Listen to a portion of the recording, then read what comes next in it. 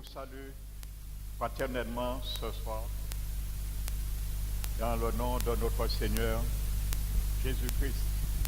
Alléluia. Il est l'objet de notre présence ce soir dans ce lieu, car il nous a invités pour entendre un message de sa part. Et je glorifie le Seigneur, car toi qui es là ce soir, tu as choisi la bonne part. Alléluia. Car le Seigneur a un message pour toi. Vous savez, le thème, l'au-delà, c'est un thème, qui est un peu tabou dans la chrétienté. Parce qu'on a peur de parler de la mort et on a peur de parler de l'enfer. Pourtant, je vous dirai que la personne dans la Bible, dans les évangiles, qui a parlé le plus de l'enfer, c'est Jésus.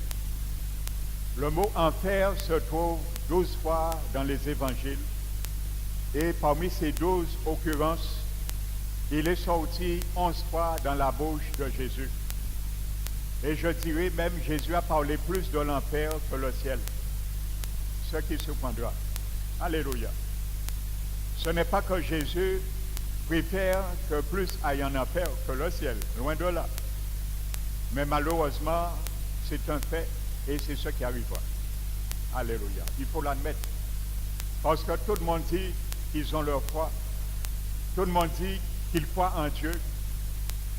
Et tout le monde dit que Dieu comprend. Alléluia. Mais ce soir, toi qui es là, je bénis le Seigneur afin que tu puisses entendre non seulement la parole de l'Évangile, mais la comprendre également. Comprendre le message que l'Éternel veut te donner individuellement. Pas pour celui qui est à ta droite ou à ta gauche, mais toi individuellement. Parce que le salut est individuel.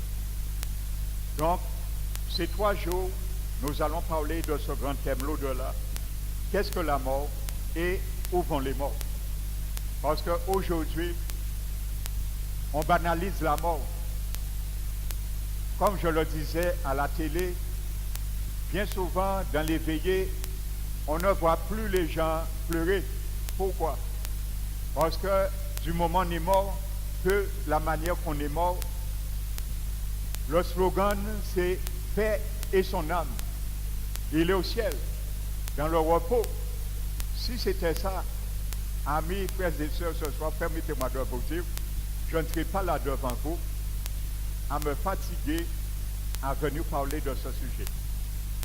Si je savais que du moment que je vivais, je mourais, et la manière dont je mourais, je pourrais dire paix et mon âme, je suis à la présence du Seigneur. Alléluia. Ce n'est pas du tout ça, c'est de l'illusion totale. On ne va pas au ciel comme ça. On se prépare. Et cette préparation doit se faire pendant notre pèlerinage terrestre. Après la mort, c'est fini. Alléluia. Lorsque quelqu'un meurt sur cette terre, il a eu sa note pour l'éternité. Et il y a 2 lieux dans l'au-delà, le ciel, le paradis et l'enfer. Le purgatoire n'existe pas. Donc je vais m'entretenir avec vous pendant ces 3 jours, car c'est un grand thème. Je ne pourrai pas, bien sûr, à travers ces 3 jours, et je dirais 4 jours. J'ai annoncé 3 jours. Mais toi qui es là ce soir, que Dieu t'a fait grâce de venir ce soir, je t'aurais encouragé de mettre tout rendez-vous à côté et d'accepter ce rendez-vous pendant ces 3 jours. Car tu ne vas pas le regretter.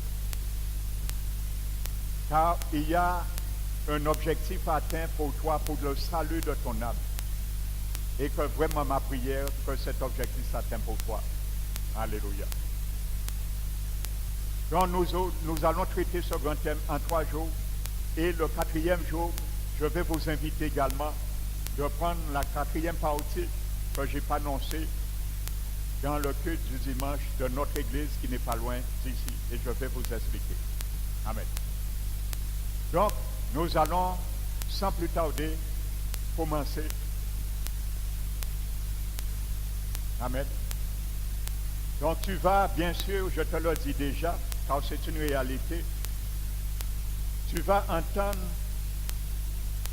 des choses qui vont te bouleverser, que tu n'as jamais encore entendu de ta vie, que tu n'avais jamais encore compris de ta vie. Et peut-être, si Dieu te fait grâce de venir pendant ces 3 jours, peut-être tu n'auras jamais encore l'opportunité de l'entendre ailleurs. Alors saisis cette opportunité. Amen. Donc, avant d'entamer vraiment le thème, donc je m'excuse, nous avons commencé une demi-heure en retard. Je m'excuse. Donc, avant de commencer ce thème, pour parler de la mort, qu'est-ce qui meurt, qu'est-ce qui ne meurt pas, qu'est-ce qui dort, qu'est-ce qui ressuscite, est-ce qu'il y a une résurrection, est-ce qu'il y a un jugement, nous allons voir tout cela. Mais avant d'aller, nous allons essayer un peu de débrayer le terrain afin d'assainir. Parce qu'il est plus difficile de désapprendre qu'apprendre. Lorsque nous sommes habitués à des habitudes, lorsque nous avons ingurgité des forteresses, alléluia, qu'est-ce qu'une forteresse? C'est un lieu ou une situation qui nous rend en sécurité et qu'on appelle un point d'ancrage que l'adversaire, le diable, a droit à gérer nos vies. Donc ce sont les pensées, les spéculations et les conceptions erronées que nous avions acquis dans le passé, dans la religion et entre autres, comme nous connaissons aujourd'hui, il faut le dire, la tradition. Amen.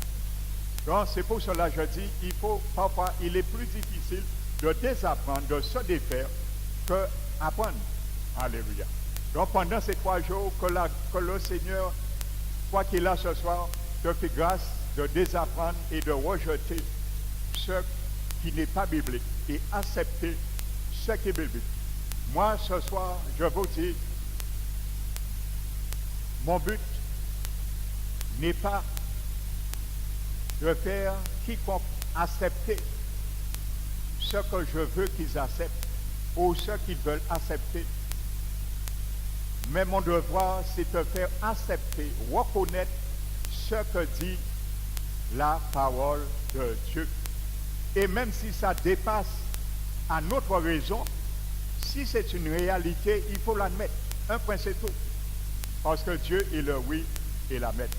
Vous savez, tu vas entendre des choses qui vont dépasser la raison humaine. Et c'est normal, nous sommes humains. Mais il faut l'admettre. Car Dieu est Dieu. Alléluia. Donc avant de commencer, comme je disais, nous allons débrayer le terrain. Nous allons voir, premièrement, qu'est-ce que l'homme, qu'est-ce que tu es, comment tu es constitué avant de venir sur la mort et la résurrection. Amen. Donc nous allons voir, quand dit la Bible, sur la constitution de l'homme, premièrement. Alléluia. Donc je vais vous inviter à ouvrir la parole de Dieu dans le livre de 1 Thessaloniciens et le chapitre 5. Donc si tu n'as pas de Bible ce soir, prends note pour vérifier. Alléluia. Parce que là, ce n'est pas de l'hérésie que je vais te parler, c'est la réalité. Amen. Donc nous allons voir la constitution de ce que nous sommes. 1 Thessaloniciens, le chapitre 5 et le verset 23. La Bible nous dit, et que le Dieu de paix vous sanctifie. Paul parle aux chrétiens qui ont déjà accepté Jésus-Christ dans leur vie. Tout entier, et que tout votre être, l'esprit, l'âme et le corps. Alléluia. Donc tu as un esprit, toi qui es là, tu as un esprit tu as une âme et tu as un corps. Alléluia. Nous allons voir qu'est-ce que l'esprit. Est-ce que c'est une essence? Est-ce que c'est une fonction? Ou est-ce que c'est une personne? Parce que beaucoup ne savent pas qu'est-ce que l'esprit humain. Vous savez, faites un sondage, demandez aux gens, votre esprit c'est quoi? Même les chrétiens. Vous savez, ce qui est malheureux dans le monde chrétien, il y a beaucoup de chrétiens qui ne savent pas que l'Esprit de Dieu est une personne. Alléluia. Et ils pensent que c'est une force qui agit en eux, bien que c'est une force qui agit, mais ce n'est pas une force. Il a la force en lui qui agit en nous. Alléluia. Donc, il faut savoir qu'est-ce que ton esprit, ton âme et ton corps. Et Paul dit, sois conservé irréprochable lors de l'avènement de notre Seigneur Jésus-Christ. Donc, nous avons un esprit, nous avons une âme et nous avons un corps. Alléluia. Nous allons continuer. Pourquoi la Bible dit que Dieu veut sanctifier notre être tout entier? Amen. Pourquoi la Bible parle de Dieu veut sanctifier notre être tout entier? Alléluia. Paul nous donne la réponse ailleurs dans 2 Corinthiens chapitre 4. Le verset 16. Paul nous dit, c'est pourquoi nous ne perdons pas courage. Et même si notre homme extérieur se détruit, notre homme intérieur se renouvelle jour en jour. Alléluia. Donc pourquoi Paul parle de l'être tout entier? Ça veut dire que ton être tout entier est constitué d'un être ou homme intérieur et d'un homme ou d'un être extérieur. Les deux, l'être extérieur et l'être intérieur constituent l'être tout entier. Alléluia. Donc, je m'avance déjà à te dire que l'être intérieur, l'homme intérieur, c'est ton esprit humain qui vit dans un appartement, un habitacle, un édifice qu'on appelle l'extérieur qui est ton corps physique. Alléluia. Donc tu es constitué d'un esprit qui est la vraie personne. Nous allons le voir. La vraie personne, c'est notre esprit humain. Alléluia. Est-ce que ton esprit humain a une forme? Oui. Ton esprit a une tête, il a 2 yeux, il a 2 oreilles, il a 2 mains, il a 10 doigts, il a 2 pieds, il a la même silhouette que ton appartement, son appartement qui est son corps physique. Alléluia. C'est une personne, ton esprit. Donc, premièrement, Dieu nous a fait esprit ayant une carte d'identité qu'on appelle l'âme de l'homme. C'est ta carte d'identité de ton esprit. L'âme, c'est ta carte d'identité de ton esprit. Alléluia. Tout où que tu vas, ton âme représente ton esprit. Ta carte d'identité qu'on appelle la personnalité. L'âme de l'homme. Et cette personne qui est l'esprit, l'homme intérieur, vit dans un habitacle qu'on appelle le corps physique. Alléluia. Est-ce que jusqu'à maintenant, nous comprenons ça? Alléluia. Il faut bien comprendre ça parce que après, lorsque nous comprenons ça, nous comprenons après qu'est-ce que la mort. Alléluia. Donc l'être intérieur et l'être extérieur se détruit parce que par rapport au péché, notre corps est en faiblesse et de jour en jour, il rentre dans un processus de vieillissement, de fatigue, de vieillesse, ainsi de suite. Mais l'esprit de l'homme ne vieillit pas, l'esprit de l'homme ne meurt pas, l'esprit de l'homme est toujours fortifié. Alléluia. Et en plus, lorsque l'esprit de Dieu rentre en nous, il fortifie notre esprit, l'homme intérieur. Amen. Donc nous avons vu déjà, nous sommes constitués de 3 parties. Je ne vais pas prendre ici. Notez également Hébreux 4 et le verset 12. Amen. Hébreux 4, verset 12, qui dit que la parole de Dieu, elle est vivante et efficace, plus tranchante qu'une épée acérée à deux tranchants, pénètre jusqu'à séparer l'âme et l'esprit. Alléluia. Pénétrant jusqu'à séparer l'âme et l'esprit. Si ton âme et ton esprit étaient la même chose, il n'y aurait pas eu de séparation. Parce qu'il y a certains qui disent que l'esprit est l'âme, et il y a certains qui disent l'âme et le corps. Nous allons voir dans la Bible, nous l'avons déjà vu, l'âme et l'esprit et le corps n'est pas la même chose, ni l'âme et l'esprit. C'est trois parties différentes. C'est ça qu'on appelle une trinité. Dieu t'a fait une trinité, et nous allons le voir même dans la Bible.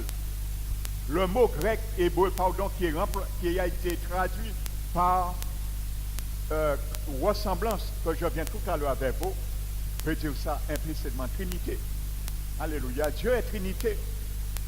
Un Dieu en trois, le Père, le Fils et l'Esprit Saint. Nous sommes une trinité.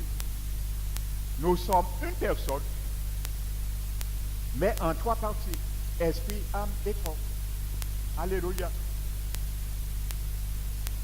Donc, si la Bible dit, la séparation que dit la Bible n'est pas une séparation substantielle de l'âme et l'esprit. Je ne vais pas m'étendre, ce n'est pas le sujet ce soir.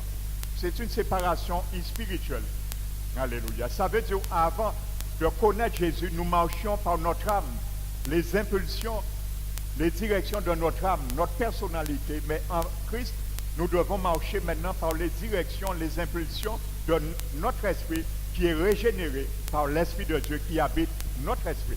Donc c'est ça que Paul dit, l'auteur des livres des Hébreux qui dit que la parole est faite pour trancher.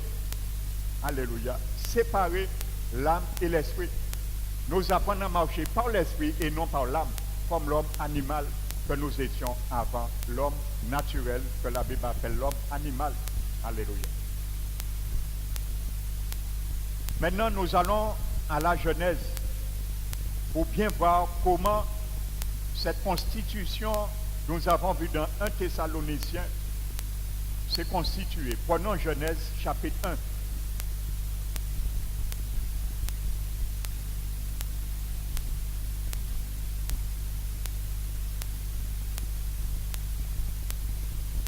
La Bible dit, puis Dieu dit, faisons l'homme à notre image, selon notre ressemblance. Amen. Et qui domine ainsi de suite.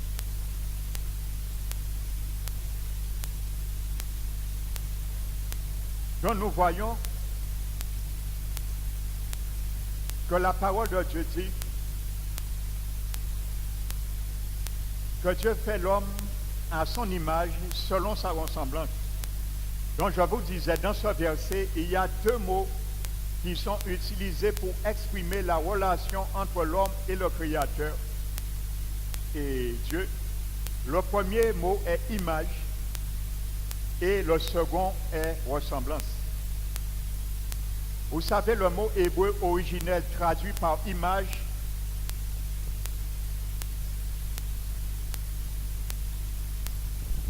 est dans bien d'autres passages de l'Ancien Testament traduit par ombre. Et en hébreu moderne, il a la même racine dans la forme verbale qui signifie prendre une photo. Le mot image. Qu'est-ce que ça veut dire? Dieu dit, faisons l'homme à notre image. Selon le contexte grammatical hébreu, ça veut dire, c'est comme si Dieu disait, nous allons prendre, Dieu parle, il y a les trois personnes là. Alléluia. Il dit, faisons. Il y a le Père, il y a Jésus qui était la parole. Alléluia. Il ne s'appelait pas encore Jésus, mais il s'appelait la parole. Or Jésus a préexisté. Au jardin d'Éden, il s'appelait la parole. Et il y avait l'Esprit Saint. Il dit, faisons. Donc c'est comme si implicitement Dieu dit, nous allons prendre une photo de nous, physiquement, la forme de notre silhouette, et nous allons la projeter sur l'homme. Alléluia, comme un miroir. Alléluia. Donc c'est ça que ça veut dire le mot image. Amen. Donc, tu veux savoir, beaucoup de personnes se posent la question, comment est Dieu? Est-ce que Dieu est informe? Oui, Dieu a une forme. Dieu n'est pas informe.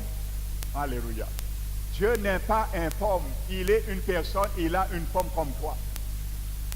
Tu veux savoir comment est Dieu? Regarde-toi. Alléluia. Faisons l'homme à notre image. Tu veux savoir comment Dieu est? Regarde-toi. Il a la même forme que toi. Dieu a une tête, il a 2 bras, il a 2 pieds, il a 10 doigts, 10 orteils comme toi. Ça, c'est le mot image. Alléluia. Donc Dieu t'a fait à son image. Tu as une tête, Dieu a une tête. Alléluia. Tu as 2 yeux, il a 2 yeux. Tu as 2 oreilles, il a 2 oreilles. Tu as 10 doigts, il a 10 doigts.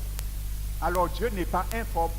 Même si la Bible dit Dieu est esprit, le mot esprit ne veut pas dire que Dieu est quelque chose informe et impalpable. Le mot esprit veut dire que Dieu est noyé dans la divinité. C'est ça le mot esprit. Il est noyé dans la divinité. Alléluia. Mais ça ne veut pas dire qu'il n'a pas une forme. Parce que Jésus, le jour de sa résurrection, les disciples, par crainte, étaient fermés dans une salle, la chambre haute close, craignant qu'on les arrêtait. Jésus est rentré à sa résurrection en chair et os, à travers les murs, parce qu'il avait déjà revêtu son corps de résurrection. Il n'était plus limité aux lois de la pesanteur, les lois naturelles de la nature. Et on a pris Jésus pour un fantôme. Écoutez bien ce que Jésus dit. Les disciples ont pris Jésus pour un fantôme, ils ont eu crainte. Ils comprennent son démon, ont l'esprit. Alléluia. Qu'est-ce que Jésus a dit? Jésus a dit, n'ayez crainte, n'ayez crainte, c'est moi. Que la paix soit avec vous. Et il a dit, non, non, non, je ne suis pas un fantôme. Je ne suis pas un esprit, je ne suis pas un démon. Et il a dit, un esprit n'a ni chair, ni os, comme je le suis. Mais il n'a pas dit, un esprit n'a pas de forme. Alléluia. Et il a dit, non, c'est moi, ce n'est pas un fantôme. Car un esprit n'a ni chair, ni os. Et c'est comme ça ton corps spirituel est ton esprit. Il n'a ni chair, ni os, mais il a la même forme que ton corps. Je vais te le démontrer tout à l'heure dans la Bible. Alléluia. Premier mot. Le deuxième mot, ressemblance. Le deuxième mot, ressemblance.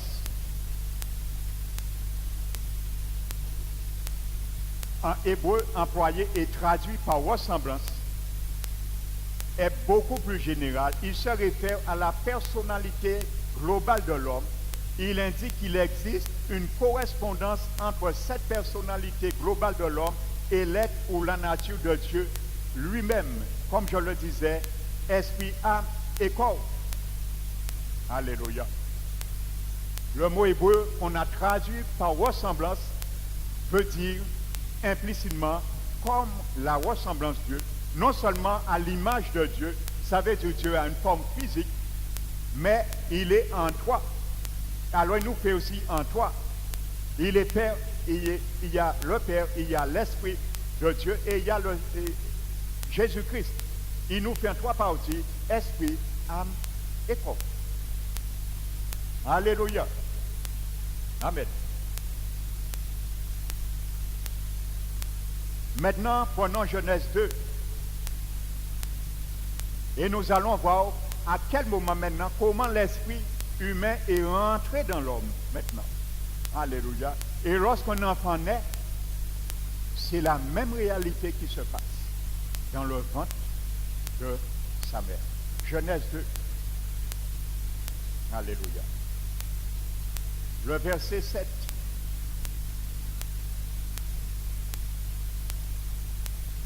Et là, sois attentif. Parce que ça, Genèse 2 va faire tomber beaucoup d'écailles dans nos yeux. Et que ce soit l'Esprit de Dieu oint nos yeux d'un collier. Alléluia.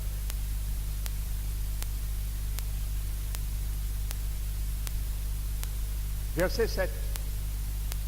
L'Éternel Dieu forma l'homme de la poussière de la terre. C'est dommage. J'ai voulu emmener un tableau pour faire quelques schémas pour que ça rende mieux, mais au fond derrière, vous auriez du mal à percevoir l'image. Donc, malheureusement, je n'en ai pas amené. L'Éternel Dieu prit l'homme et l'Éternel Dieu forma l'homme de la poussière de la terre. Donc, Dieu prend la poussière de la terre. La poussière de la terre veut dire les substances de la terre. Alléluia. Et c'est pour cela que l'homme physiquement est chimique.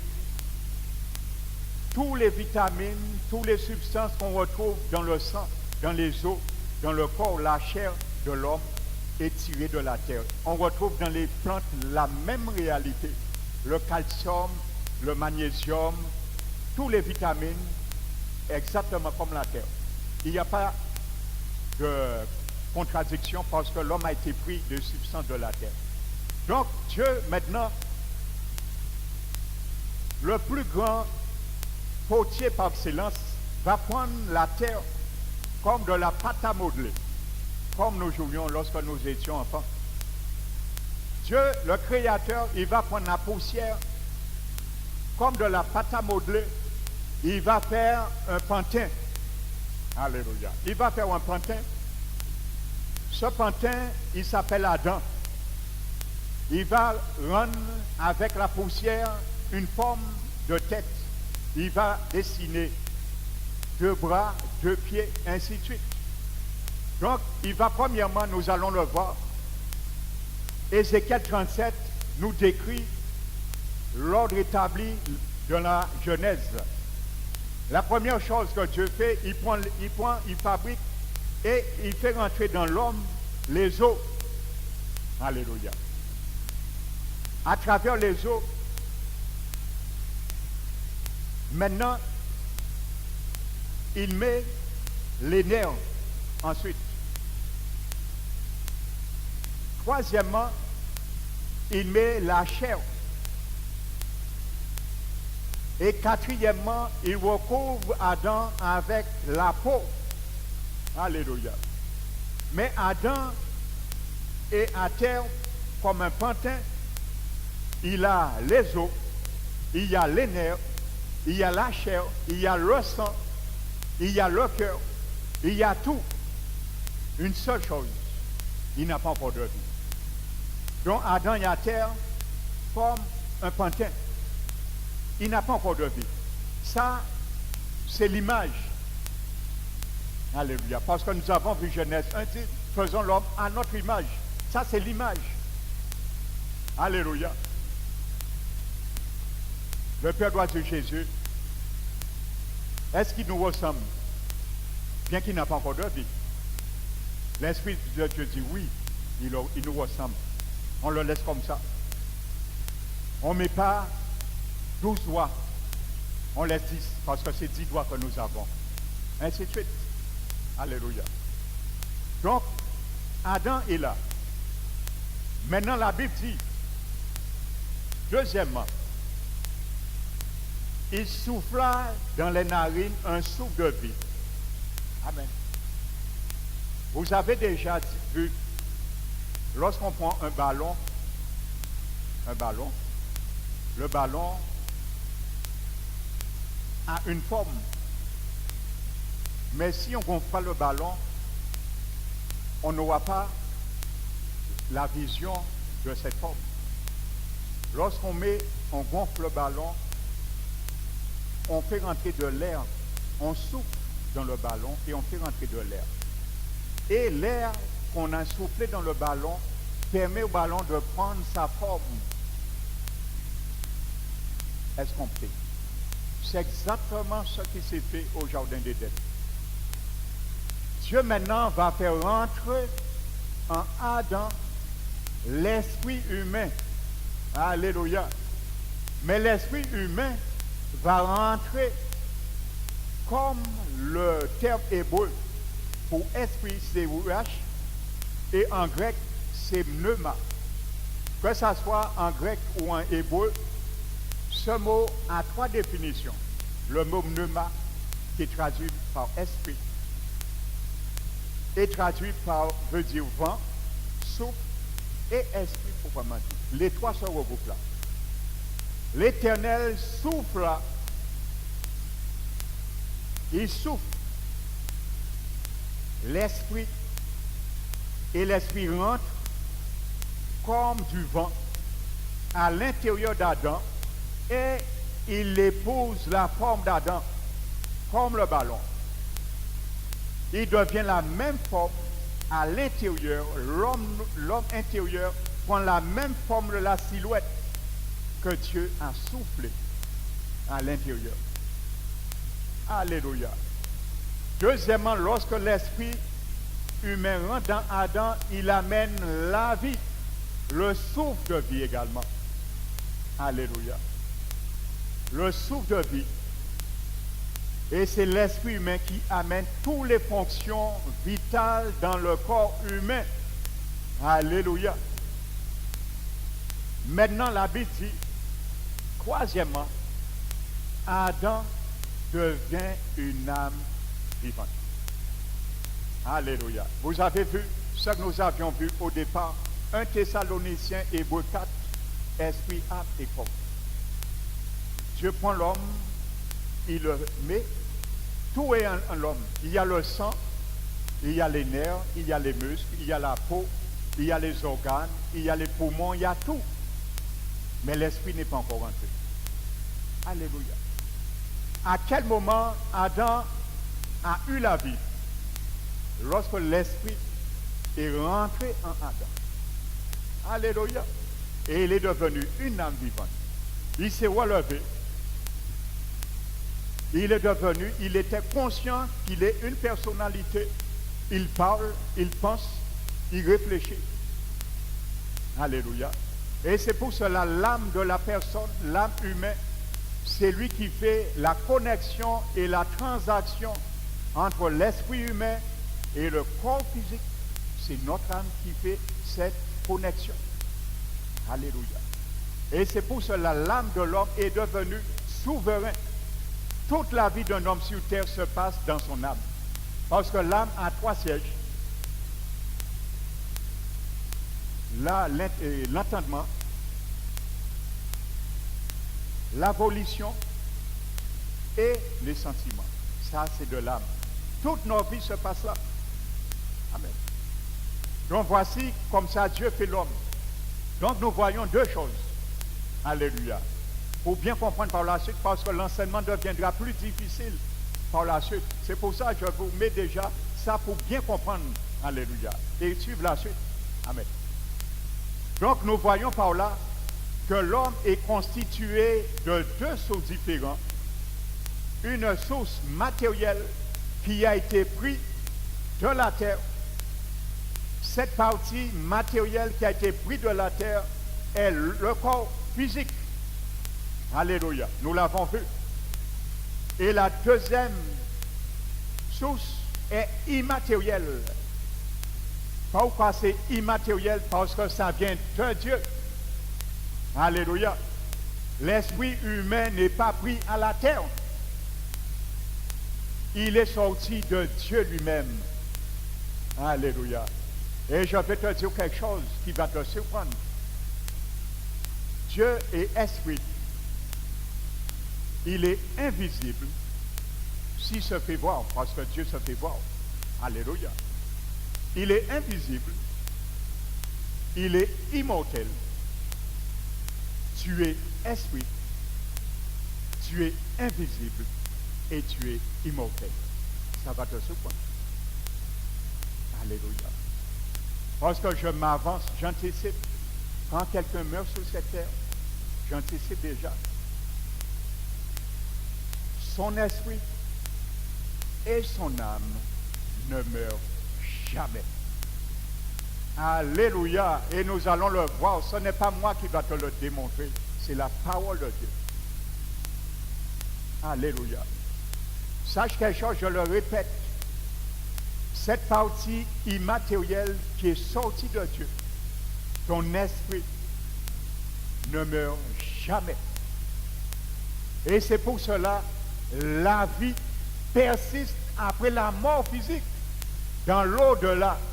Voici pourquoi Dieu nous a fait grâce de porter ce thème, l'au-delà. Ça veut dire l'autre côté de la mort physique. Qu'est-ce qu'il y a? Nous allons voir, il y a une vie après la mort. Pas la réincarnation. Ce n'est pas biblique ça. Ça, ce sont des sectes pour tromper l'humanité et les ramener dans le camp du diable. Lorsqu'ils meurent, leur esprit, leur âme séjournent en enfer. La réincarnation n'existe pas. Alléluia. Quand tu es mort, ton esprit et ton âme séjournent dans un lieu que je ne vais pas encore donner le nom. Mais il ne se reproduit pas en plusieurs fois à travers des animaux et ainsi de suite. Non, ça c'est des cultes païennes, du paganisme. Et ces doctrines viennent du diable. Alors rejette ça si tu croyais ça. Alléluia. La Bible ne parle pas de réincarnation. La Bible parle de résurrection, oui. Alléluia. Donc voici ce qu'il faut bien comprendre à la base, mon frère et soeur. Ami, toi qui es là dans cette salle ce soir. Alléluia. Est-ce qu'on t'avait déjà expliqué ça avant? Est-ce que tu comprenais ça avant? Alléluia. Et en pensant qu'après la mort, c'est bête. Oui, après la mort, c'est bête. Bien sûr. Pour le corps.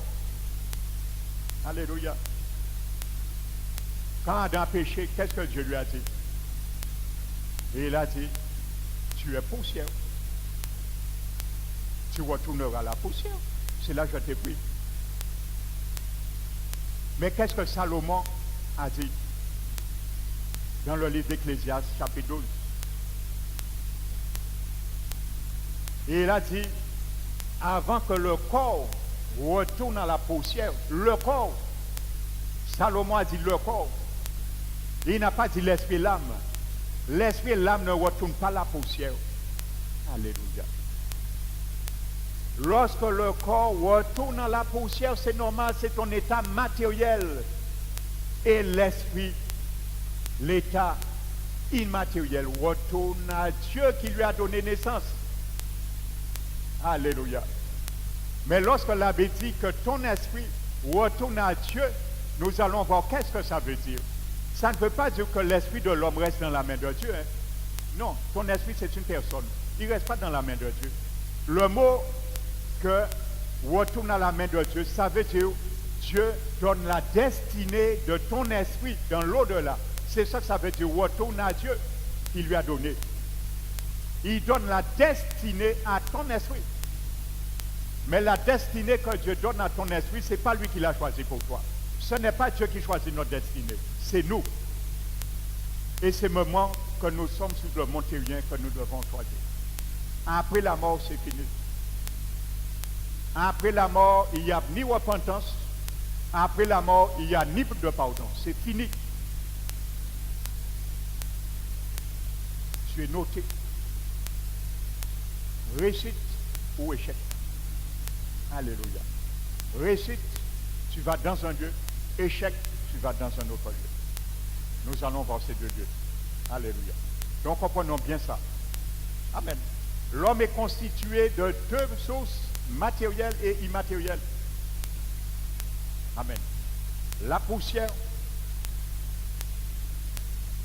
qui est sortie de la terre et l'esprit qui est sorti de Dieu. Alléluia. Notez Zacharie chapitre 12, verset 1. Zacharie dit, et Dieu qui a fondé la terre, qui a étendu les cieux et qui a formé l'esprit de l'homme au-dedans de lui. Alléluia. Dieu a formé ton esprit au-dedans de toi. Amen. Adam, Dieu l'a fait grand. Il n'a pas connu de processus de grandissement comme nous. Donc Dieu a mis l'esprit directement en lui. Mais sachez quelque chose, par révélation, je vous le dis. Lorsqu'un enfant naît, lorsque l'enfant est à l'état embryonnaire dans le sein de sa mère, c'est pour ça l'avortement c'est un crime devant Dieu. Même si l'enfant a 3 jours, Pour l'avorter, c'est un crime devant Dieu. C'est une vie.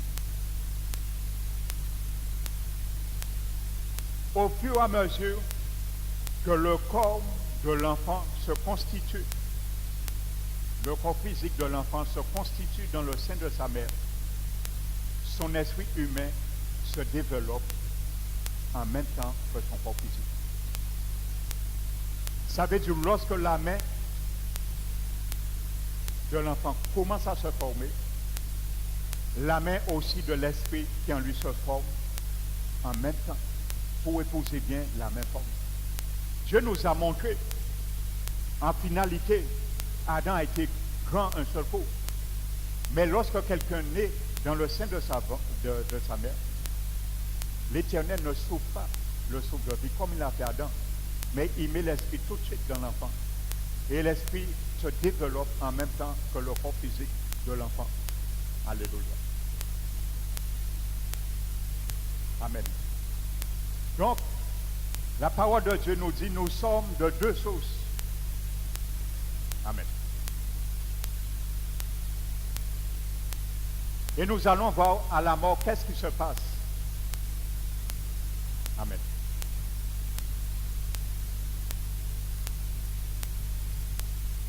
Je vais sauter un peu pour aller plus vite.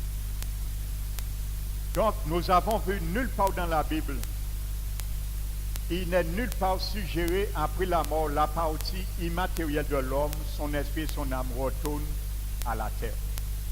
Nulle part dans la Bible, nous allons voir ça. Jamais. Alléluia. Jamais.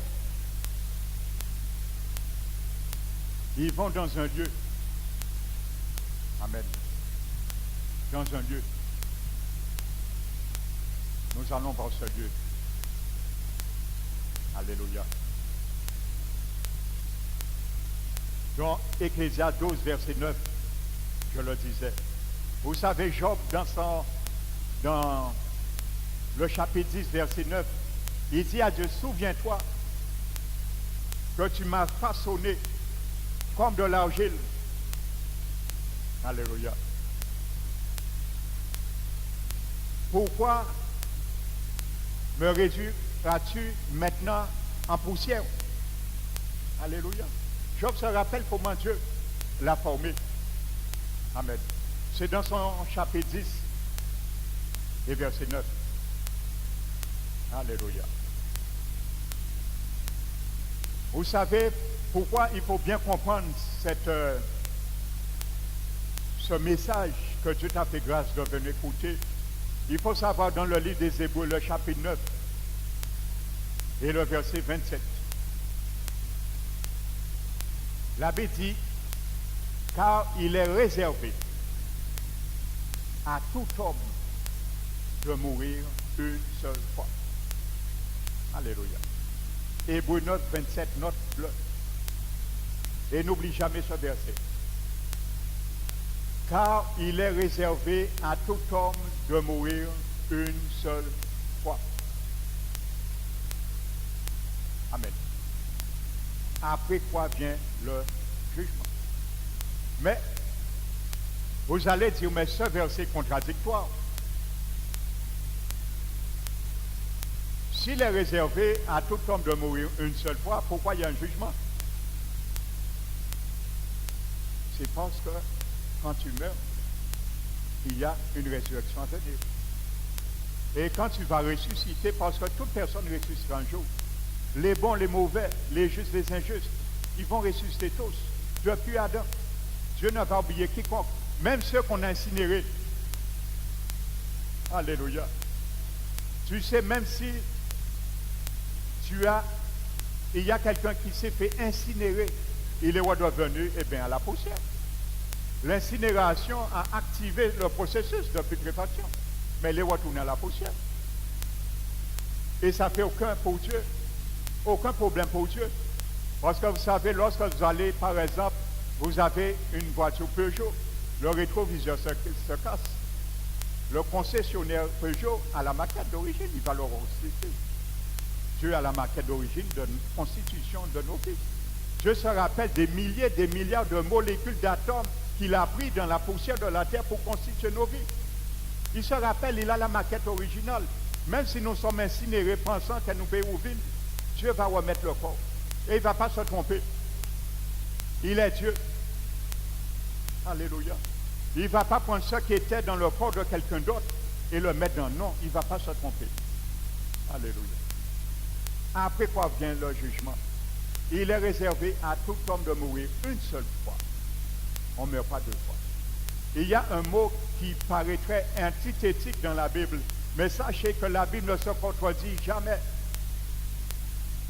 C'est dans Apocalypse 20. Ça, je le réserve pour le jugement dernier, ce verset. Alléluia. Et malheureusement, il y a des églises qui ont pris ce verset et ils ont prôné le sommet de l'âme et qu'on mourra une deuxième fois. Physiquement, non. La deuxième mort dont parle Apocalypse 20.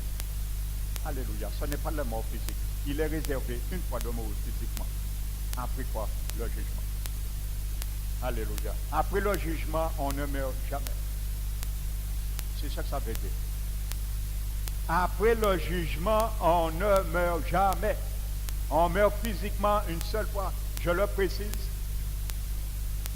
Là, je m'entretiens avec vous. L'objectif, ce sera sur la mort physique. Mais la Bible parle de trois morts. La mort physique, la mort spirituelle et la mort éternelle. Et c'est ce qu'on appelle la seconde mort. Alléluia. Mais ça, je le réserve pour, comme je disais, le quatrième volet de cet enseignement, le dimanche. Alléluia. Et il y a trois morts dont parle la Bible. Alléluia. Maintenant, pour conclure, maintenant, pourquoi tu suis parti maintenant ce soir avec ça en mémoire, que ton esprit ne reste pas dans la partie immatérielle qui est la poussière. Nous allons prendre deux versets. Alléluia. Et ce sera l'ébauche de demain. Prenons Matthieu.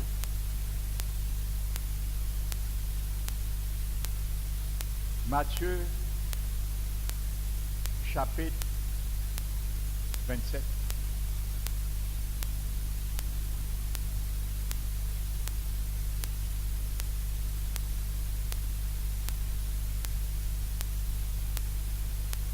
Matthieu chapitre 27.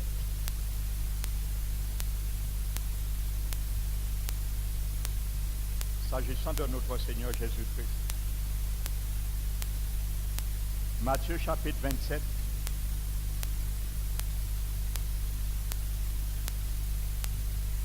La Bible dit, Jésus poussa de nouveau un grand cri et rendit l'esprit.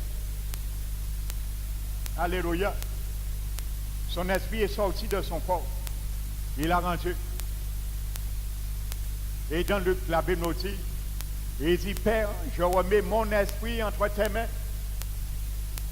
Avant Jésus meurt, Jésus donne la destinée de son esprit entre les mains du Père. Et nous allons voir où est allé l'esprit de Jésus-Christ. Alléluia. Je vous mets du goût déjà pour la suite. La Bible nous parle où est allé l'esprit et l'âme de Jésus-Christ. Pendant que son corps physique était dans la tombe, son esprit et son âme n'étaient pas dans la tombe. La Bible nous dit où était l'esprit et l'âme de Jésus. Il a remis au Père. Amen. Donc son esprit n'était pas dans son corps. Son âme n'était pas dans son corps. Son âme et son esprit n'ont pas été dans le tombeau en train de dormir. Et je le souligne, la doctrine du sommeil de l'âme est une doctrine de démon. Eh oui, nous allons le voir. C'est une doctrine de démon. Quand vous prêchez aux gens le sommeil de l'âme, vous forcez, vous invitez les gens à aller en enfer. Parce qu'il y a beaucoup qui se suicident par rapport à cette doctrine de démon.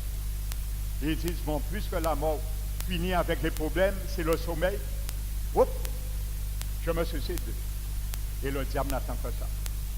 Malheureusement, lorsque ces deux yeux physiques se ferment sur le monde terrien, il faut savoir, quand tu te suicides, je te dis tout de suite, si tu es dans la salle, tu avais cette motive, demande grâce à Dieu de te défier. Si quelqu'un qui se suicide, au moment où tu meurs par le suicide, tes deux yeux physiques se ferment sur le monde terrien, la seconde suivante, les deux yeux de ton esprit s'ouvrent en enfer. Alléluia. J'ai un témoignage d'une femme. Elle s'appelle Allé. Cette femme a fait 9 jours dans le coma. Elle est morte ensuite. Elle raconte son esprit et son âme a quitté son corps. Et il y a un ange qui est venu la chercher, son esprit, son âme, qui l'a emmené en enfer et qui l'a emmené aussi au ciel visiter. Cette femme n'était pas convertie encore, Dieu l'a fait grâce. Cette femme dit, je ne savais pas que l'enfer existait.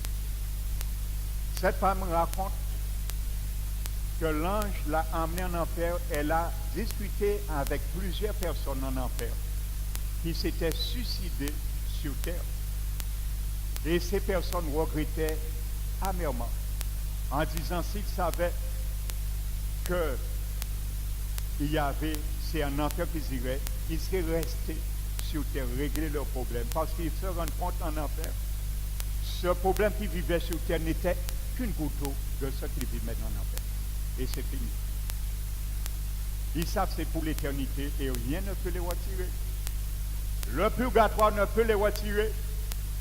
Les messes ne peuvent les retirer. La litanie ne peut les retirer. Le rosaire ne peut les retirer. Les 144 prières ne peuvent les retirer. Ni les gerbes. C'est un jour que les gens vont apporter des gerbes. Par les morts. Mais nous allons voir demain, est-ce que les morts nous écoutent? Ou est-ce que les morts communiquent avec nous? Lorsque nous pleurons, est-ce que les morts savent que nous pleurons maintenant? Lorsque nous portons sur leur tombe des roses, est-ce qu'elles savent ça? Est-ce qu'elles savent qu'à faire un bitin ou pas? Nous allons le voir. Et cette femme a fait son livre. Elle a le nom de ce livre, c'est l'enfer ou le ciel, à vous de choisir. Durant ces 3 jours, ces 4 jours de ce séminaire, ce sera à vous de choisir également entre le ciel et le paradis. Le choix, vous le ferez vous-même au terme de ce dernier jour. Alléluia. Mais déjà, je te le dis, choisis le ciel. Alléluia. C'est la sécurité la plus sûre. Amen. Et je vais m'arrêter ce soir, un deuxième exemple, pour ébaucher pour demain. Prenons Actes des Apôtres, chapitre 7. Actes des Apôtres, chapitre 7. Oui, je viens sur le verset.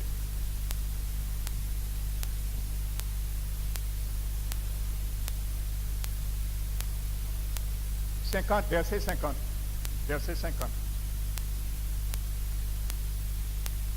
Regardez le premier martyr, Étienne. Regardez ce que la Bible nous dit. Alléluia. C'est pour ébaucher. Alléluia. Demain. Parce que demain sera qu'est-ce que la mort? Alléluia. La Bible nous dit, verset 59, et ils lapidèrent Étienne, le disciple de Jésus, qui priait et disait, Seigneur Jésus, reçois mon esprit. Alléluia. Puis, s'étant mis à genoux, s'écria d'une voix forte, Seigneur, ne leur impute pas ce péché.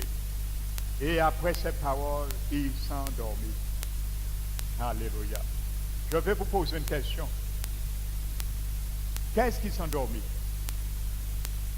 Qu'est-ce qui s'endormit? Nous avons vu l'homme est en trois parties, esprit, âme et corps. Étienne a dit, Seigneur Jésus, je remets mon esprit entre tes mains. Je donne la destinée de mon esprit entre tes mains. Et l'esprit quitte Étienne, il meurt. Alléluia. Son âme qui est attachée à l'esprit d'Étienne également. Et il s'endormit. Quand la Bible parle du sommeil de la mort, il s'agit toujours du corps. Ni de l'âme, ni de l'esprit. Alléluia. Et il s'endormit. Le corps s'endormit.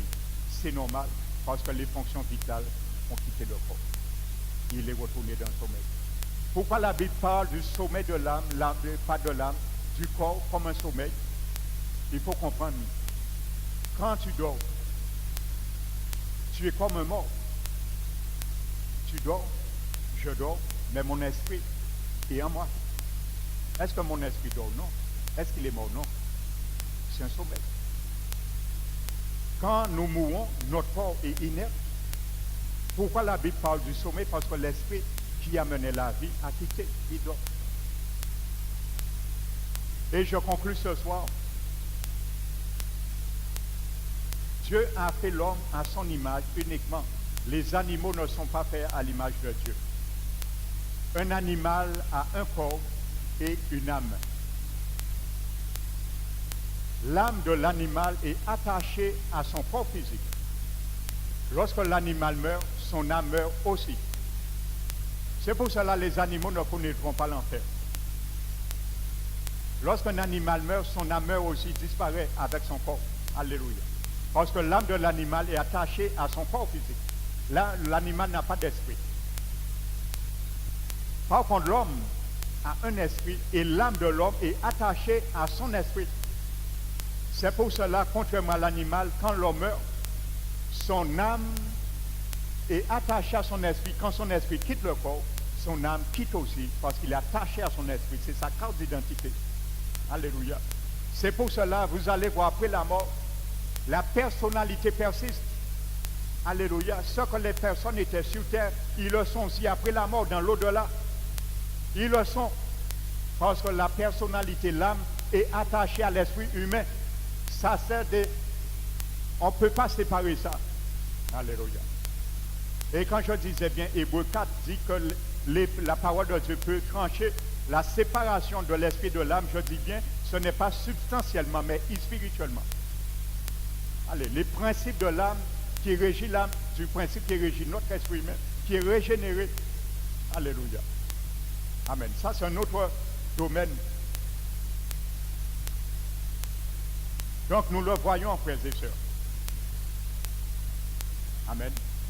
Donc, qu'est-ce que la mort maintenant?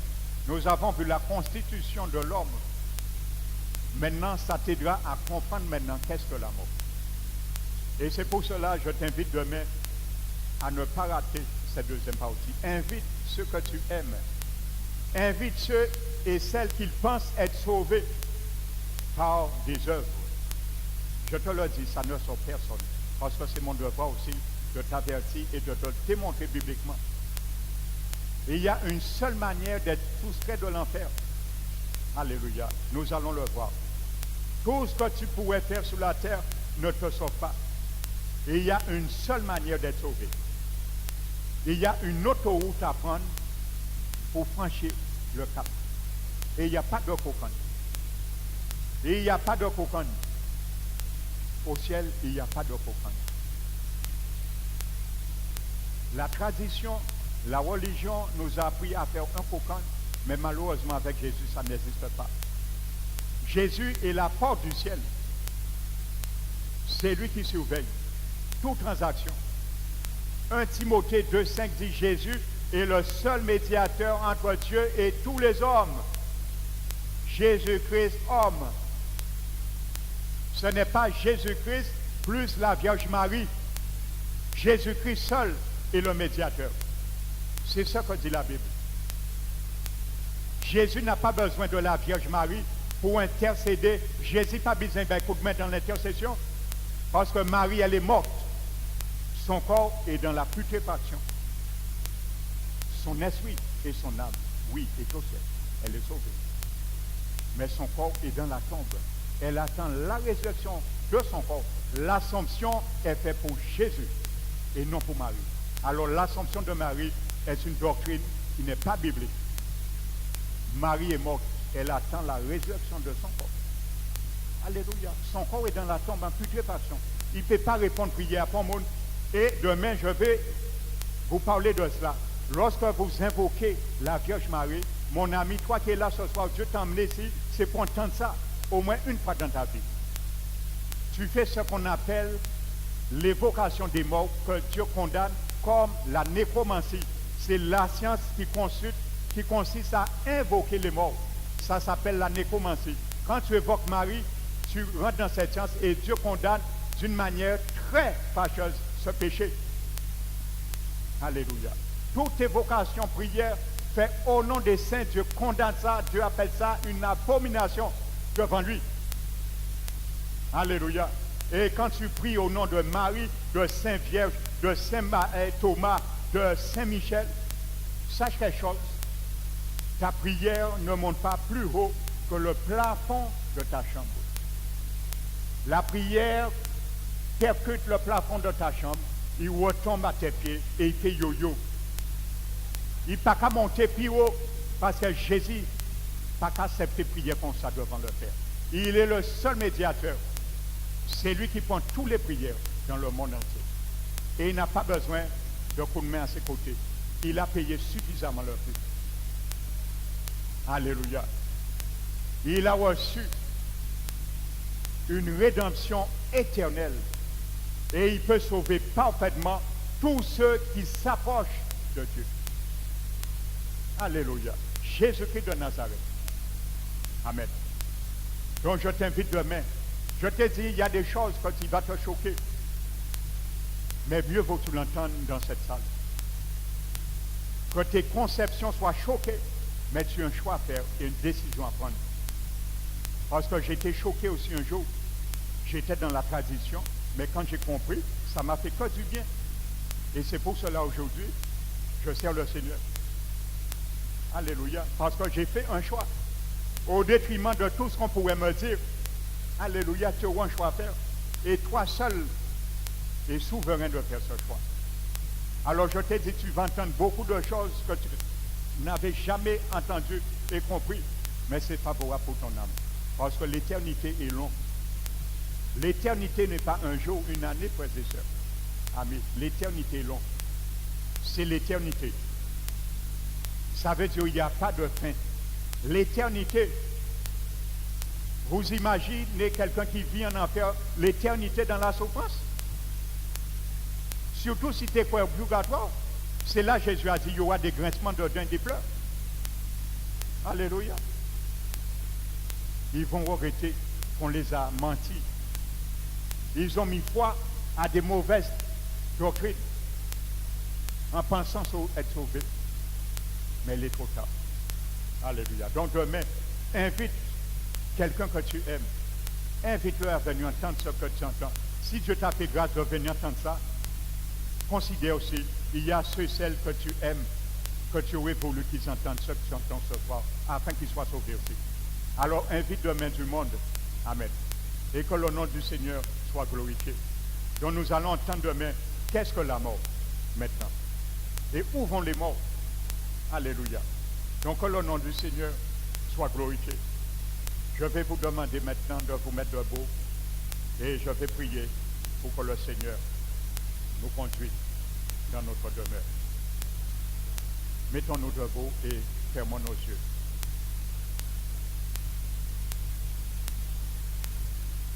Père éternel, j'élève ton saint nom, mon Dieu, dans ce lieu. Et je te bénis, Seigneur, pour ces âmes, mon Dieu, qui ont pris une décision de se laisser conduire par ton Esprit Saint dans ce lieu ce soir, mon Dieu.